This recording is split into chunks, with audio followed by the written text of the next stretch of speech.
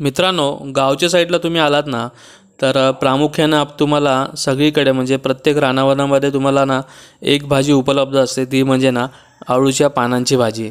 आणि या अळूच्या पानांपासून आहे ना आपण बऱ्याचशा अशा रेसिपीज ऑलरेडी आपल्या चॅनलवर पाहिलेल्या आहेत. परंतु एक रेसिपी ना अजूनपर्यंत आपण पाहिली नव्हती, ती म्हणजे अळूच्या पानांच्या गाठळ्या. गाठळ्या तर ही रेसिपी आहे ना आमच्या घरामध्ये ना प्रामुख्याने बनवली जाते, कारण ही पानं आहेत ना भरपूर सारी इथे उपलब्ध पण असतात. तर आता अळूच्या गाठळ्या कशा करायच्या ना ते सुद्धा आपण आता पाहूयात. तर मित्रांनो, अळूच्या गाठळ्या बनवण्यासाठी आहे ना आपल्याला अळूची पानं तोडून 1 ते 2 दिवसासाठी आहे ना बाहेरच ठेवावी लागतात, जेणेकरून ती पानं आहेत ना थोडीशी जून व्हावी लागतात, थोडीशी ती बावायला पाहिजे पानं. आणि त्याच्यानंतरच त्याच्या आहेत ना गाठळ्या व्यवस्थितपणे होतात. ते बघा, गाठळ्यांना कशा करायच्या ते मी आता तुम्हाला प्रत्यक्षात दाखवतो. ते बघा, अळूचं थोडंसं पान आपल्याला फाडून घ्यायचं आहे. त्यानंतर हातावरती आहे ना त्याची थोडीशी चून करून घ्यायची आहे. आणि नंतर त्या पानाची आहे ना अशा प्रकारे आपल्याला गाठ मारून घ्यायची आहे. अशा प्रकारे ना त्याची मग गाठळी तयार होते. हे बघा, ताटामध्ये ना ऑलरेडी आपण अशा प्रकारे ना गाठळ्या त्याचे तयार करून ठेवलेले आहेत. तर ही पानं आहेत ना ॲक्च्युली आम्ही आता जस्ट फ्रेश आणली होती, तर त्यामुळे त्याचे आम्ही बनवणार नाही आहे. हे बघा, हे थोडंसं बावलेलं असं पान आहे, तर ह्याचे आपण ना अशा प्रकारे गाठळी तयार करून घेऊ शकतो.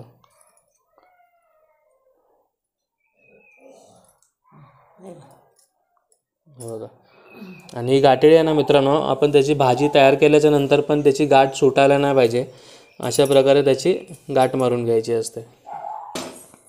तर बघा, ह्या ज्या गाठळ्या आहेत ना, ह्या गाठळ्या आपल्याला टोपामध्ये टाकून घ्यायच्या आहेत. त्यानंतर त्याच्यामध्ये थोडंसं पाणी टाकून एक उकळी फक्त आपल्याला त्याची काढून घ्यायची आहे. हे बघा, इथे आहे ना आम्ही हे कोकम थोडंसं भिजत ठेवलेलं आहे ऑलरेडी.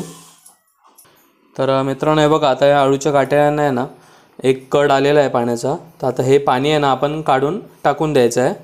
आणि त्याच्यानंतर मग या भाजीपासून आपण अळूच्या गाठळ्यांची रेसिपी तयार करणार आहोत. तर बघा, अशा प्रकारे ना आपण चूल फुकून आग निर्माण केलेली आहे.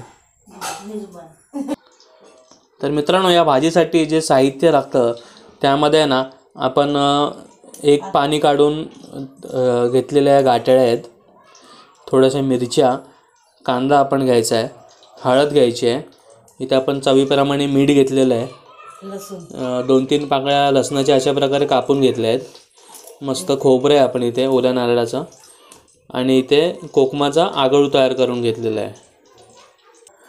आणि मित्रांनो, आत्ताची जी रेसिपी आहे ना ते आपण चुलीवरतीच करणार आहे, आणि माझी काकी आता ही रेसिपी बनवून दाखवणार आहे. आता कढईमध्ये ना आपण तेल तापत ठेवलेलं आहे. तर आता तेल तापलेलं आहे, त्यामध्ये आपण कांदा टाकून घेऊयात. कांदा आपल्याला हलकासा परतून घ्यायचा आहे. आता आपण यामध्ये ना मिरची टाकून घेऊयात फोडणीसाठी.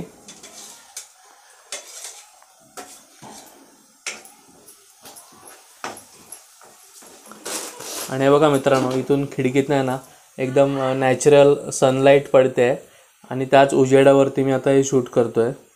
वरती आपण कोणताही बल्ब वगैरे लावलेला नाही आहे, त्यामुळे ना कदाचित थोडासा अंधार इथे पडू शकतो.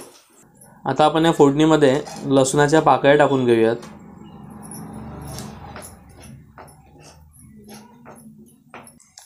आता या फोडणीमध्ये आपण थोडीशी हळद टाकून घेऊयात, आणि थोडंसं आहे ना आपण चवीप्रमाणे मीठ टाकून घेऊयात. आता या फोडणीमध्ये आपण अळूच्या ज्या आपण गाठळ्या केलेल्या आहेत त्या टाकून घ्यायच्या आहेत. तर मित्रांनो, अळूच्या पानांना आहे ना बरीचशी अशी खाज असते, तर त्यामुळे ना सर्वप्रथम आपण त्याचं एक पाणी उकळी काढून पाणी टाकून दिलेलं आहे. त्याच्यापासून आपण ना भाजी आता तयार करतो आहे. आणि बघा, आता वाटीमध्ये आपण जी कोकम भिजत टाकले होते ना, त्या कोकमांचा रस आपल्याला त्या भाजीमध्ये टाकायचा आहे. कारण कोकमांच्या रसामुळे ना मित्रांनो अळूच्या पानांची जी खाज असते ना ती कमी होण्यास मदत होते, आणि चवीलासुद्धा अगदी उत्तम लागते ही भाजी. तर मित्रांनो, आता हे जे अळूच्या गाठळ्या आहेत ना ते आम्ही शिजवून घेतो. त्याच्यामध्ये जे पाणी दिसतं आहे ना ते पाणी पूर्ण सुकवून घ्यावं लागतं आधी. आणि त्यानंतर मग शिजवावं लागेल. त्याच्यावर झाकण ठेवणार आहेस काकी तू? चुलीच्या जागेवरती आहे ना आता ही भाजी आपण मस्तपैकी शिजवून घेऊयात, जेणेकरून चुलीची पण मस्त ह्याला ना आग भेटेल, छान वास येईल भाजीला. तर मित्रांनो 5 मिनिटानंतर आहे ना आता ही भाजी आहे ती मस्तपैकी शिजलेली आहे. आणि आता काकी त्याच्यामध्ये आहे ना खोबरं टाकून घेणार आहे.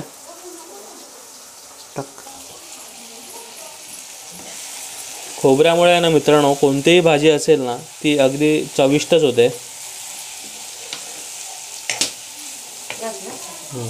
तर फायनली मित्रांनो आपली जी भाजी आहे ना ती आता तयार झालेली आहे.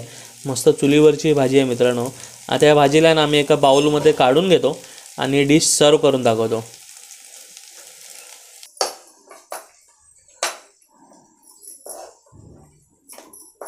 तर मंडळी आपली ही आजची आळूच्या गाठ्यांची रेसिपी तुम्हाला कशी वाटली हे तुम्ही मला कमेंट करून नक्की सांगा.